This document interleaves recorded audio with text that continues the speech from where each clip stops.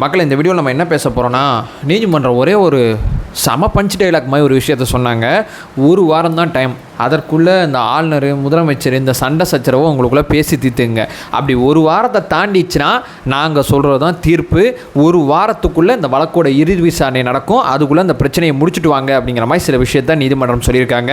சுருக்கமாக சொல்லப்போனால் உச்ச நீதிமன்றம் கெடு விதிக்கப்பட்டிருக்கு ஆளுநர் முதலமைச்சர் சண்டைக்கு. தமிழ்நாடு அரசு சம்மந்தப்பட்ட விஷயத்தில் உச்ச நீதிமன்றம் இந்த ஸ்டேட்மெண்ட்டை சொல்லியிருக்கு.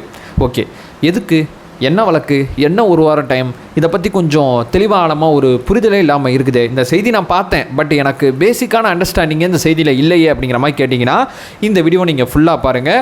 முழுமையான தெளிவான தகவல்கள் இந்த வீடியோவில் இருக்கும். எந்த இடத்துல என்ன வார்த்தைகளை நீதிபதிகள் பயன்படுத்தியிருக்காங்கன்னு முதற்கொண்டு இந்த வீடியோவில் நம்ம பேசலாம். ஒன்பே ஒன்றா தெளிவாக நம்ம பார்க்கலாம். உற்சாக வணக்கங்கள், வாங்க பதிவுக்குள்ளே போகலாம்.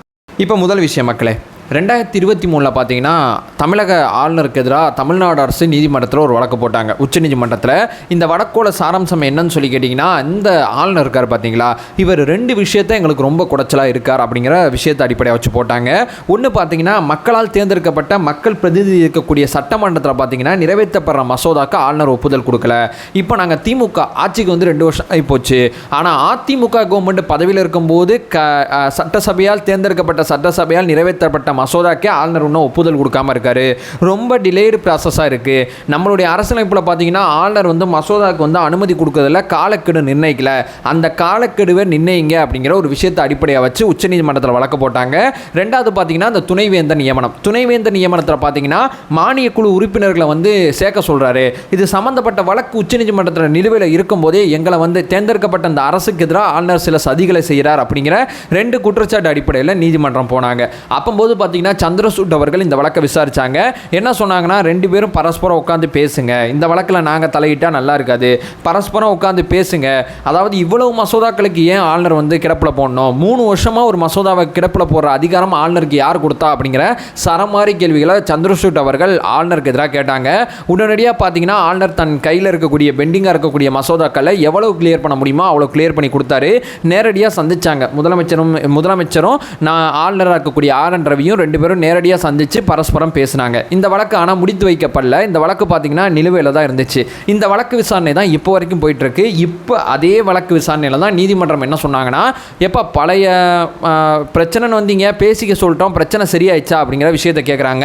அதுக்கு தமிழ்நாடு அரசு சார்பாக நீதிமன்றத்தில் என்ன மனு சொல்கிறாங்கன்னா, இல்லை சார் பிரச்சனை சரியாகலை, பழசு என்ன இருக்கோ அதே தான் இருக்குது. இப்போ வரைக்கும் நாங்கள் தேர்ந்தெடுக்கப்படுற அரசாக இருக்கக்கூடிய நாங்கள் மசோதாக்களை நிறைவேற்றி அனுப்புகிறோம், அவர் சைன் பண்ண மாட்டாரு. துணைவேந்தர் நியமனத்தில் பார்த்தீங்கன்னா 2 நாளைக்கு முன்னாடி பார்த்தீங்கன்னா நீதிமன்றத்தில் இடையீட்டு மனுக்கள்லாம் தாக்கல் செய்ய மாதிரி ஆகிப்போச்சு. 2 நாளைக்கு முன்னாடி நீதிமன்றத்தில் என்ன மனு, இந்த வழக்கு விசாரணை வரப்போதுன்னு தெரிஞ்சு நீதிமன்றத்தில் என்ன மனுவை தாக்கல் பண்ணுறாங்கன்னா, 2 விஷயம் அடிப்படையாக ஒரு மனு தாக்கல் பண்ணுறாங்க. அதாவது பார்த்தீங்கன்னா அண்ணா பல்கலைக்கழகம் அண்ணாமலை பல்கலைக்கழகத்தில் போன வருஷம் ஆகஸ்ட் நவம்பர்லேயே பார்த்தீங்கன்னா பெரிய லெவலில் பார்த்தீங்கன்னா பதவிக்காலம் துணைவேந்தரோட பதவிக்காலம் முடிஞ்சு போச்சு. நாங்கள் அடுத்ததாக யாரை துணைவேந்தரை ஆக்குறதுக்கான முயற்சியில் ஈடுபட்டு இருக்கோம். ஆனால் ஆளுநர் வந்து நடுவில் நிற்கிறாரு, அவரை வச்சுக்கிட்டு எங்களால் எதுவுமே செய்ய முடியல அப்படிங்கிற ஒரு விஷயத்தை சொல்கிறாங்க.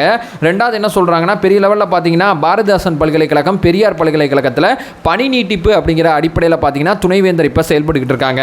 இவங்களோட பதவி காலமும் பிப்ரவரி மேலே முடிஞ்சு போயிடும். ஸோ துணைவேந்தர் அப்படிங்கிற ஏரியாவில் ஆளுநர் பண்ணுற இந்த அடாவடி போக்குனால எங்களால் பெரிய லெவலில் பார்த்தீங்கன்னா நியமிக்க முடியல அப்படிங்கிற ஒரு கோரிக்கையை இடையீட்டு மனுவாக நாங்கள் நீதிமன்றத்தில் தாக்கல் செய்யப்பட்டிருக்கு. இப்போ வரைக்கும் இதே ஃபார்மெட்லாம் போகுது. 2023 நீங்கள் அதை செய்ய சொன்னீங்க, செஞ்சாச்சு. ஆனால் இந்த நிலைமை மாறுனுச்சான்னு கேட்டிங்கன்னா இந்த நிலைமை மாறலை. இப்போ வரைக்கும் ஆளுநரோட மோதல் போக்கு தான் ஈடுபட்டு இருக்கார் அப்படிங்கிற சில விஷயங்களை நீதிமன்றத்தில் சொன்னாங்க. ஓ அப்படியா, சரி, இதற்கு ஆளுநர் தரப்புலேருந்து என்ன விஷயங்களை எதிர்பார்க்குறீங்க அப்படின்னு சொல்லி, ஏன்னா மத்திய அரசோட வழக்கறிஞர் தான் அங்கே ஆஜராவார். அதற்கு மத்திய அரசு வழக்கறிஞர் என்ன சொன்னார்னா, இந்த வழக்கில் சில விஷயங்களை நாங்கள் பிரமாண பத்திரமாக தாக்கல் செய்ய வேண்டியது இருக்குது, ஸோ எங்களுக்கு ஒரு 1 வீக் டைம் கொடுங்க அப்படிங்கிற மாதிரி வந்து நீதிமன்றத்தில் அவர் கேட்டார். ஸோ அதை பார்த்துட்டு தமிழ்நாடு அரசு என்ன சொன்னாங்கன்னா, டைம்லாம் கொடுக்காதீங்க அப்படிங்கிற மாதிரி சில விஷயத்தை நீதிமன்றத்தில் வாதமாக முன் வச்சாங்க. 2ஐயும் பார்த்த நீதிபதிகள் பார்த்தீங்கன்னா ஆளுநர் முதலமைச்சர் 2 பேரும் சுமூகமாக அந்த பிரச்சனையை முடிச்சுக்கிறது சரியானதாக இருக்கும். ஒருவேளை நீங்கள் சுமூகமாக அந்த பிரச்சனையை முடிச்சுக்கலன்னா 1 வாரம் உங்களுக்கு டைம், அதுக்குள்ளே அந்த பிரச்சனையை முடிச்சுக்கங்க. 1 வாரத்தை இது தாண்டி போயிடுச்சுன்னு வைங்களேன், நாங்களே தலையிடுவோம். நாங்கள் தலையிட்டு உங்களுக்கு சில ஆலோசனைகளை சில தீர்ப்புகளை கொடுக்க வேண்டியது இருக்கும். நாங்கள் தலையிடாத மாதிரி இந்த வழக்கை கொண்டு போங்க அப்படிங்கிற சில விஷயத்தை நீதிமன்றத்தில் சொல்லியிருக்காங்க. ஸோ துணைவேந்தர் நியமனம் அப்படிங்கிறது இங்கே மிகப்பெரிய பிரச்சனையாகுது. சட்டமன்றத்தை ஆளுநர் அமைச்சார் போனார் வந்தாருங்கிறது இந்த வழக்கோட சாராம்சம் கிடையாது. ஆளுநர் வந்து இந்த மாதிரி பேசுனார், அந்த மாதிரி பேசுகிறாரு, பாரதம் தமிழ்நாடு ஆன்மீக பூமி அப்படிங்கிறதெல்லாம் பேசுகிறார் அப்படிங்கிறதெல்லாம் இங்கே பிரச்சனை கிடையாது. ஆளுநரோட பேச்சு, ஆளுநரோட சட்டசபை நடத்தை அப்படிங்கிறது இங்கே விவாதத்துக்குரியது இல்லை, அது தள்ளி இருக்குது. இங்கே ரெண்டு விஷயத்தை பற்றி தான் பெரிய லெவலில் விவாதிக்கிறாங்க. ஒன்று, சட்டசபையால் தேர்ந்தெடுக்கப்பட்ட சட்டசபையால் நிறைவேற்றப்படுற மசோதா ஆளுநர் வந்து கிடப்பில் போடுறாரு. ஏன்னா ஆளுநருக்கு உரிய கால அவகாசம் கொடுக்கப்படல அரசியலமைப்பு சட்டத்தில். எவ்வளவு வேகமாக முடியுமோ அவ்வளோ வேகமாக முடிவெடுங்கிற வார்த்தை தான் அங்கே பயன்படுத்தப்பட்டிருக்கு. ஸோ அந்த வார்த்தையை அடிப்படையாக வச்சு ஆளுநர் இப்படி செயல்படுறார். இது சரியானதா, இதற்கு என்ன தீர்வு இருக்குது அப்படிங்கிறது நீதிமன்றத்தில் வழக்காக போயிட்டு இருக்கு. ரெண்டாவது பார்த்தீங்கன்னா துணைவேந்தர் நியமனம் அப்படிங்கிறது மாநில அரசு கண்ட்ரோலில் இருக்கணுமா, மத்திய அரசு கண்ட்ரோலில் இருக்கணுமாங்கிற விவாதம் நாடு முழுக்க நடந்துகிட்டு இருக்கு. அது சம்பந்தப்பட்ட வழக்கிலையும் ஆளுநர் உரிய முடிவெடுக்க மாட்டார் அப்படிங்கிற குற்றச்சாட்டு, நாங்கள் சொல்கிறத அவர் செய்ய மாட்டார் அப்படிங்கிறது தான் பிரதானமான குற்றச்சாட்டாக இருக்குது. இது ரெண்டு விஷயத்துக்குள்ள முதலமைச்சரும் ஆளுநரும் ஒரு வாரத்துக்குள்ள இந்த ரெண்டு பிரச்சனைக்குள்ள தீர்வு காணணும். ஒருவேளை தீர்வு காணலனா நாங்கள் வரோம் அப்படின்னு சொல்லி உச்சநீதிமன்றம் தெளிவாக அந்த விஷயத்தை சொல்லியிருக்காங்க. இதை நம்ம ஒரு வரவேற்கக்கூடிய ஒரு விஷயமா பார்க்கணும். ஏன்னா இது ரொம்ப நாள் அரசியலமைப்பில் இந்த ஒரு சண்டை எப்போ பாரு சண்டை நடந்துக்கிட்டே இருக்கு.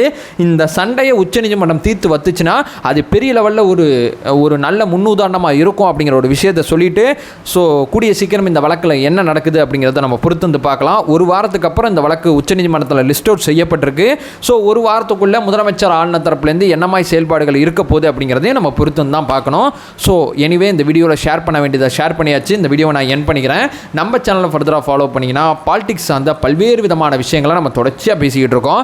நம்மளோட ஒரே இலக்கு அறியாமை அகற்ற வேண்டும், அறியாமை அகற்றப்பட வேண்டும். Thank you so much.